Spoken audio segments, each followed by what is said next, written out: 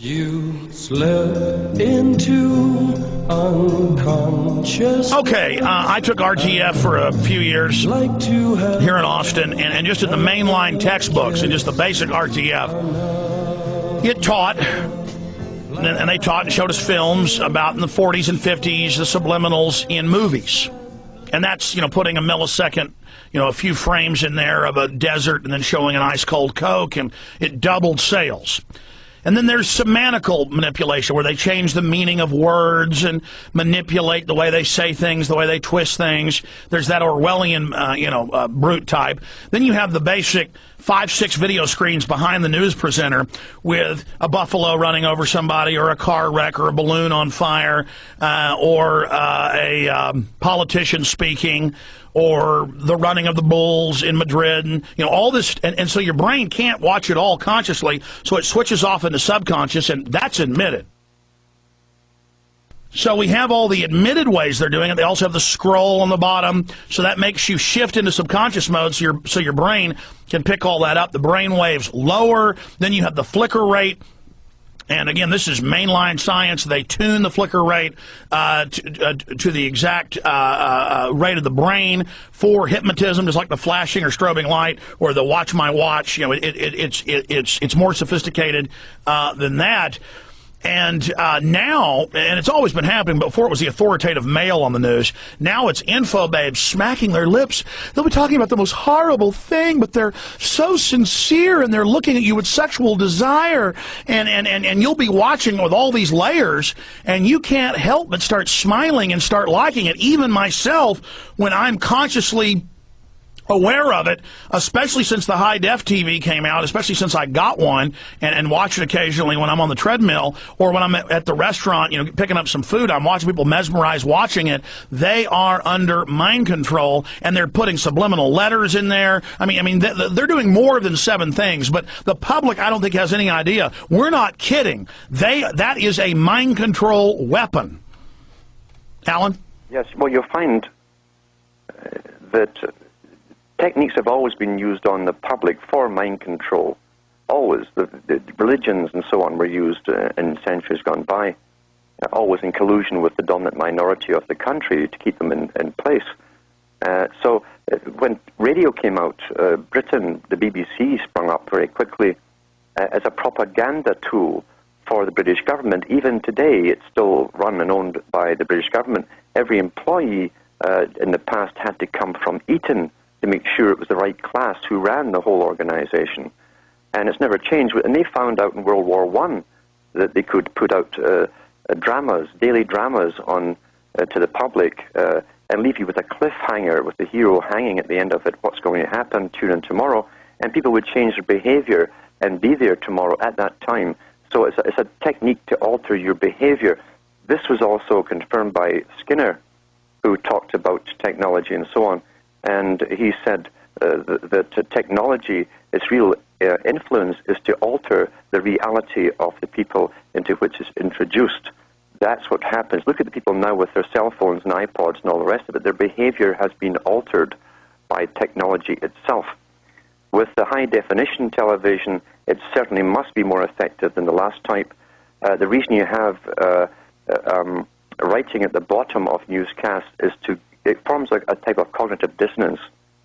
It's no different than when you're watching something happening, like a car smash in real life, and someone starts to talk in your ear about some other topic. You say shh, shh, because you're now getting auditory responses and visual, and the two clash. It's just like when you try to watch a movie with subtitles, you're distracted away, and now subconsciously are absorbing the entire system. And again, stay there. Back in 1 minute, Alan, I want you to walk through these.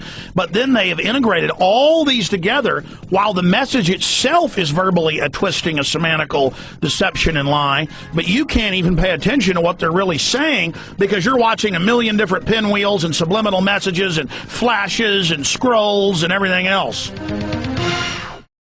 Alan, you were going through just what the simple scroll does, making your mind focus on that, so now you're distracted, and the propaganda verbally goes directly into the subconscious. That's only 2 layers. Keep going through that. Then we'll talk about the gopher class, why they serve their masters.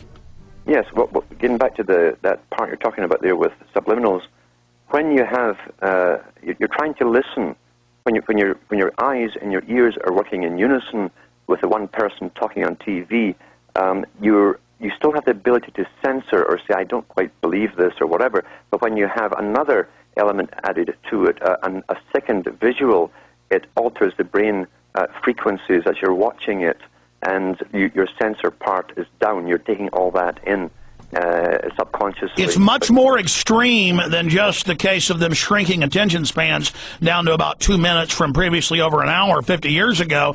It's more than that. People now can't just watch a straight-up TV program that's just straight up. They have to have multi-layers because now their neurons and neural pathways have been prepared. That's correct. And when you're seeing some horror scrolling around the bottom of the screen, you're hearing another one from the presenter in front of or on the screen. You can only handle 2 major crises to 3, possibly for some people, at once. And when you cannot handle that, you literally go into an alpha state, and you're now being... And they have the info babe showing just incredible sexual desire in all of her body language towards you through the TV screen with the false illusion she's really there with you in the room, while they show you violence and report horrible things, also creating false neural pathways.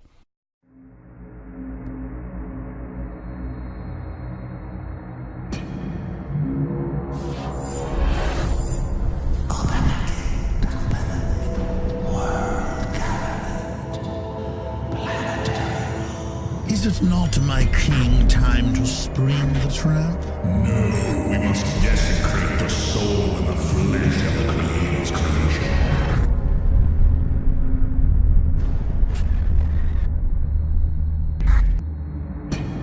The chain of life broken forever. A monument to our beauty. The origins of psychological warfare were in Nazi Germany, and in the Nazi ideology they had something that was called Weltanschauungskrieg, which means worldview warfare. The idea for them was imposing the Nazi worldview on the countries that they had occupied.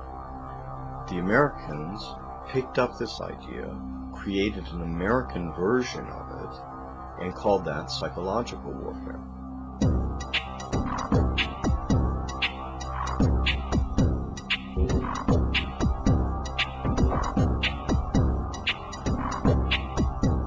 In trying to understand psychological warfare and in trying to understand the American approach to the post-war efforts to control people's minds, both as individuals and on a mass scale, there's a lot of illusions about how that was done. Were Nazis involved in that process? Mind control was a psychological warfare weapon that Adolf Hitler regarded as the answer for taking over the entire planet. Wars are not won on the battlefield. They're won in the minds of the people. On the surveillance aspect of it, I'm also in the film with Keanu Reeves, Winona Ryder, Woody Harrelson, and others. And there's Illuminati symbolism throughout it. We're saying it's the Illuminati. It's the Illuminati. I mean, a guy wearing a shirt with an all-seeing eye on it, Illuminati symbolism on the walls, that's out in the open. We're saying it's the Illuminati. It's the New World Order. Okay? Now, that said, there is massive symbolism. The symbol for CBS and all these major logos being all-seeing eyes. All these top rappers. And you guys found a video clip of that. Play it for the PrisonPlanet.tv viewers in the background now. We were playing it earlier. And you see them doing all these gang signs and Illuminati signs in their films. And, you know, that's saying, you know, we're down with it. We're on the inside track. Of course, because there's so much power associated with the New World Order and the Illuminati that people are then going to mimic it. They're going to imitate it.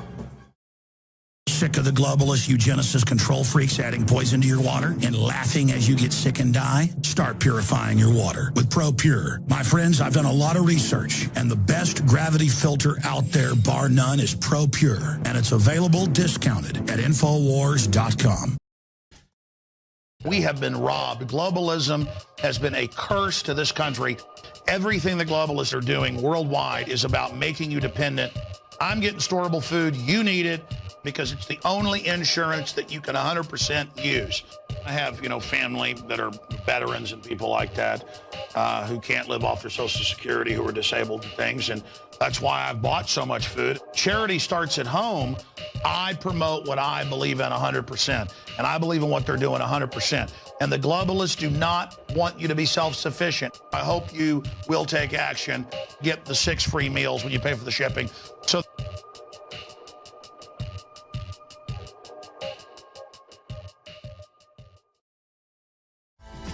If you're a new listener and you're like, is this for real? Yeah, if you study history and the news, it's for real and then some. I deeply wish this broadcast was not for real. I'm at the tip of the spear on this thing, and I've got a responsibility to defend this country and to defend the innocents. Because our enemies are so evil, I do. I want to be honest, and I've said this many times. If they were just corrupt boss hogs, I would be resisting them, but not putting my life on the line all the way. It's because our enemy is pure anti-human evil, the worst of the worst. And they have such horrible plans for us and are already doing so many terrible things to us through the vaccines and the GMOs and the fluoride that my overall instincts just soothe me, almost like a painkiller. It's a fear killer. God puts me at ease. I mean, I get fresh death threats, you name it, stuff you wouldn't believe. Stuff I don't even tell my wife about. I mean, my life is like a movie, like an action movie.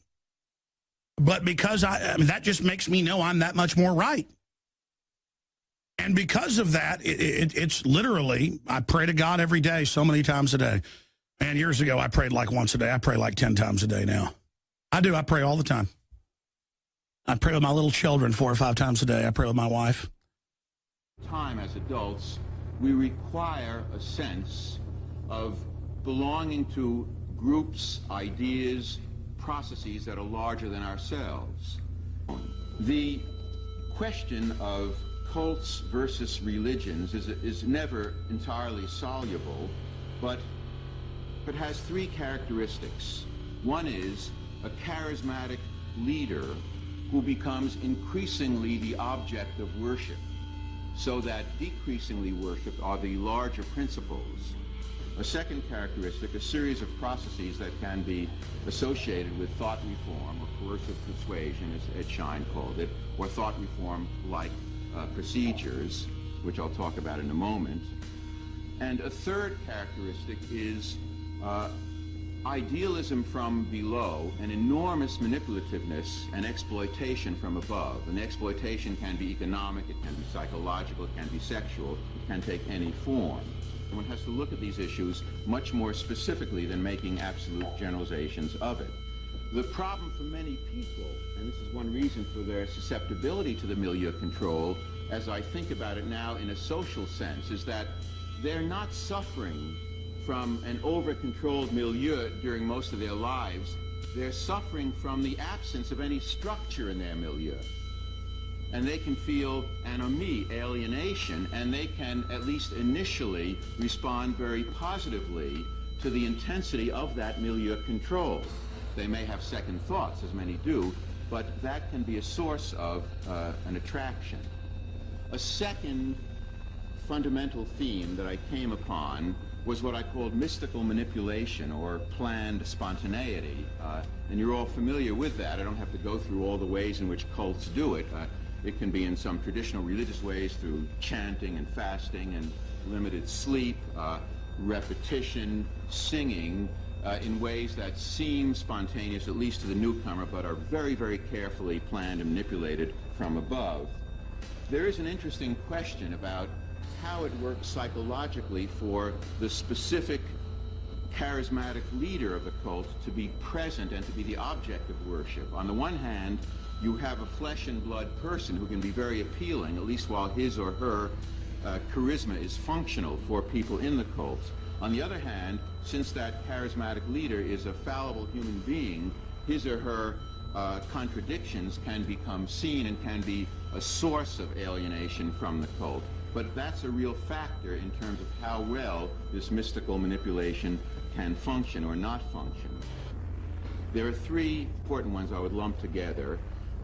what I call the sacred science, the loading of the language, and the principle of doctrine over person, the thought-terminating cliché. If you look at cult behavior, you're likely to find that even in religion, there is a claim to scientific truth of some kind. In the scientific age, you claim objective truth. Language is an extremely important part. Study the language very carefully. It isn't only that there are the rote terms, of course there are those, but there are also terms that have enormous appeal and can sum up a whole set of emotions satisfactorily and in fact very powerfully for young people, at least at a certain phase in their lives. As soon as one begins to have doubts that arise from one's own direct experience, one sees evidence of the charismatic leader's less than perfect behavior. One sees evidence that contradicts claims of the cult or even exposes lies that one has been subjected to. Doctrine over person, and this is true of all totalistic ideology, requires that you reject the personal experience in favor of the truth of the doctrine. And that is a key element which every totalistic ideology depends upon. You're asking whether an individual can be, under hypnosis, influenced, coerced, persuaded, shaped to perform an antisocial act, or a destructive act, or an act of violence. My answer would be yes. Captain Marco, will you be good enough to lend Raymond your pistol, please? Yes, ma'am.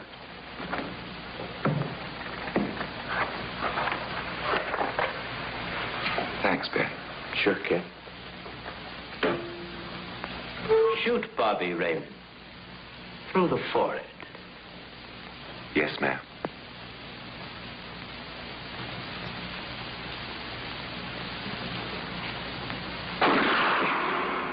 Then you have the basic 5-6 video screens behind the news presenter with a buffalo running over somebody or a car wreck or a balloon on fire or a politician speaking or the running of the bulls in Madrid, and all this, and so your brain can't watch it all consciously, so it switches off into subconscious, and that's admitted.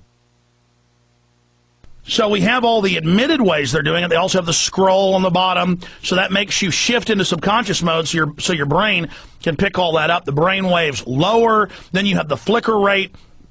And again, this is mainline science. They tune the flicker rate to the exact. You slip into unconscious. Okay, I took RTF for a few years here in Austin, and just in the mainline textbooks and just the basic RTF, it taught, and they taught and showed us films about in the 40s and 50s, the subliminals in movies. And that's, putting a millisecond, a few frames in there of a desert and then showing an ice-cold Coke, and it doubled sales. And then there's semantical manipulation, where they change the meaning of words and manipulate the way they say things, the way they twist things. There's that Orwellian, brute type.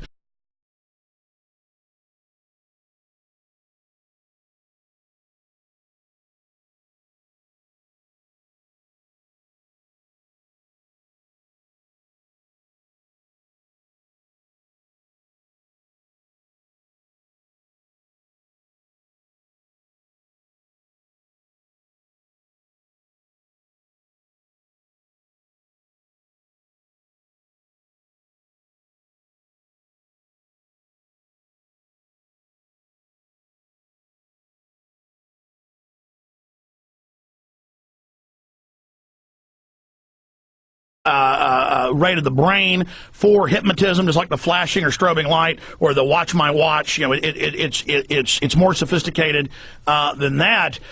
And now, and it's always been happening, but before it was the authoritative male on the news, now it's info babes smacking their lips.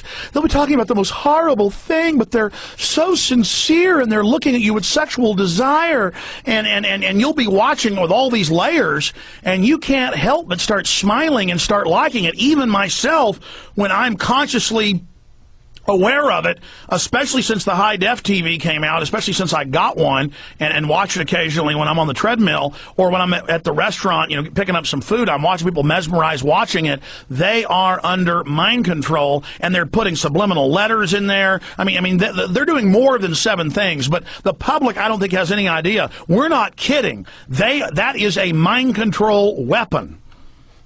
Alan? Yes, well, you'll find that techniques have always been used on the public for mind control. Always. The religions and so on were used in centuries gone by, always in collusion with the dominant minority of the country to keep them in place. So when radio came out, Britain, the BBC sprung